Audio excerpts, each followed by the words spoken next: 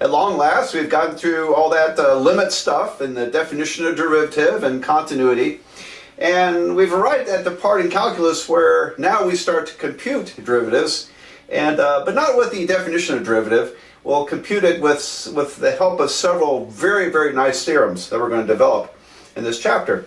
We're not totally done with limits and definition of derivative. They'll crop up from time to time, and but it's important now to really practice, do a lot of practice with derivatives. Get very good at this. If you get good at derivatives, then the rest of the calculus, not so bad. It's not so bad. It's almost downhill from there. So yeah, I can't guarantee that, but part of it is getting the rules down for derivatives and getting good at algebra. If you're not good already, if you're kind of rusty at algebra, or if you're never very good at algebra, okay, you need to really practice in order to get those skills into shape. Okay, so so this whole chapter is devoted to computing derivatives, and but I thought it would be inhumane to go through all that without first giving you some idea what in the world is this stuff good for, and why is the derivative such a big deal? Well, calculus is really two halves. There's differential calculus that we're getting into. There's also integral calculus. Integral calculus involves integrals, which are kind of like reverse derivatives. Okay, that'll make a lot more sense when we get to that topic down the road. But for now, we have a couple of theorems to develop. They're very nice. But I want to give you some, like I said, I want to give you some ideas of what is this good for. And so just a couple of them here. Draw a graph. Now, graphs are not just pictures. Graphs can represent functions that are applied to something. And maybe this is the cost of manufacturing items. Maybe it's measuring the stress at certain points on an object. Maybe it's there's a whole host of things that I'll give you some examples of. But here's a function I just made up, and the derivative, we say the derivative measures the instantaneous rate of change. And so at this point here, the derivative is going to give you the slope of the line that's tangent to the curve. And so here we have a positive slope. In other words, it rises. Rise over run is positive. And so when the derivative is positive, the slope of the tangent line is positive, which means the function is actually increasing. But if I switched over to here and calculated this derivative, that slope is negative, it's falling, and that really indicates that the function is decreasing. Now, it may be very important to know where are the peaks and valleys of a function. So we call this one the relative maximum, and the bottom is the relative minimum. And what happens up there? Well, when you calculate the slope, the slope should be 0. In other words, the slope is 0 means horizontal. So as you come up here, horizontal slope means you've reached either the top of a function or the bottom of the function. And there are exceptions to this, but basically that's what that is. So we're interested in these points. And in a part of this big application in calculus is called optimization, which is finding maximums or minimums of functions. For example, if you have a log, a circular log, how would you cut it in order to form the beam out of it that has the greatest strength? It's a very interesting problem. If I had a circle of paper, and if I cut a wedge out of it and fold this wedge up, it'll form a cone.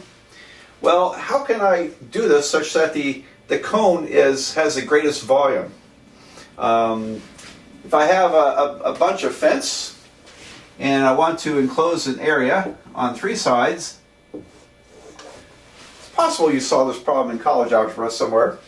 But if I want to use the fence to enclose an area on 3 sides, because the 4th side is a creek, in order to maybe put cattle in there, what dimensions would give the largest area there? And those are a couple of examples of optimization. The applications of optimization are just endless, and very useful in engineering, I would think. Okay, some other applications. There's a side of this called the related rates problems, and I'll give you an idea. If,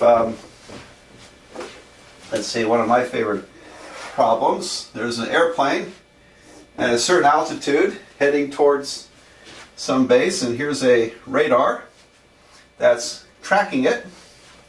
And if we know the altitude of the airplane, for example, and if we know how fast the radar has to spin in order to track the airplane, then we can calculate its velocity, its speed. And so that's kind of a fun problem I like to do. Let's see, another related rates problem. Some of these are real classics.